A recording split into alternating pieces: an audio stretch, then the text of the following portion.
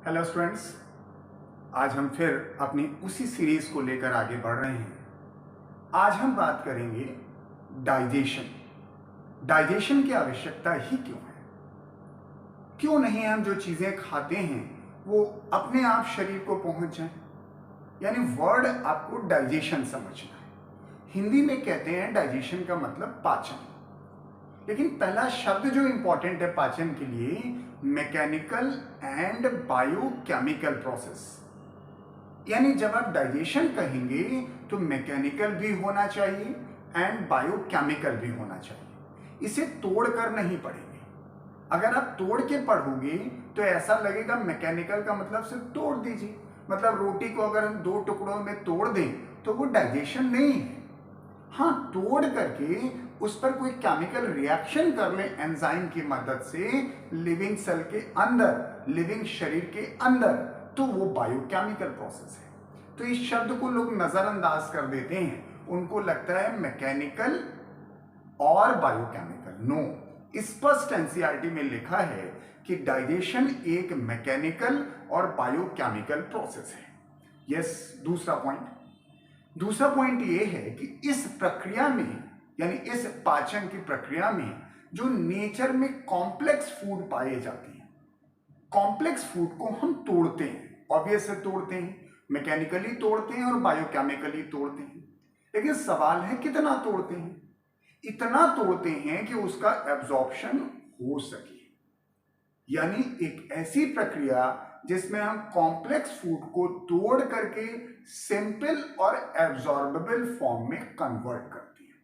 तो डेफिनेशन पूरी क्या हुई कि पाचन एक मैकेनिकल और बायोकेमिकल प्रोसेस है जिस प्रक्रिया में हम कॉम्प्लेक्स फूड को सिंपल और एब्जॉर्बेबल, यानी इतना सिंपल जिसका अवशोषण हो सके, इस स्वरूप में कन्वर्ट करते हैं।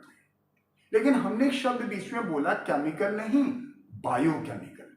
डाइजेशन शब्द कभी टेस्ट ट्यूब में नहीं आएगा, यानी शरीर के बाहर नहीं होगा। Biochemical is not only chemical.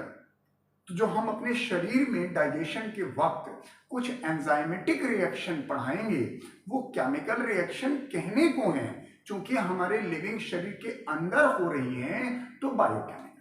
तो डेफिनेशन क्लियर होनी चाहिए। मैकेनिकल एंड बायोकेमिकल प्रोसेस है जिसमें हम कॉम्प्लेक्स फूड को तोड़ करके सिंपल और एब्जॉर्बेबल फॉर्म में कन्वर्ट करते हैं। लेकिन दूसरा सवाल आता है, डाइजेशन करते ही क्यों हैं? डाइजेशन सिर्फ इसलिए करते हैं कि नेचर में जो चीजें पाई जाती हैं जिसे हम एज ए फूड इंटेक करते हैं, वो जिस स्वरूप में पाई जाती हैं उस स्वरूप में एब्जॉर्ब नहीं हो सकती। जैसे स्टार्च, कार्बोहाइड्रेट का काफी बड़ा हिस्सा स्टार्च के फॉर्म में पाया जाता है, जो बहुत सारे लिविंग मैटर में, खासकर प्लांट्स में। तो जब हम प्लांट प्रोडक्ट कोई खा रहे हैं तो उसमें चावल खाया तो स्टार्च है, लेकिन स्टार्च जब तक एब्जॉर्ब नहीं होगा हमारे शरीर में तो हमारी कोशिकाओं तक पहुंच नहीं पाएगा। इसलिए स्टार्च का डाइजेशन होना जरूरी है। यानी आंसर हुआ, चूंकि नेचर में जो चीजें पाई जाती हैं, जिस स्वरूप में पाई जाती हैं, उस स्वरूप में ना तो एब्जॉर्ब हो पाएंगी ना वो यूटिलाइज हो पाएंगी, इसलिए उसे तोड़ना जरूरी है।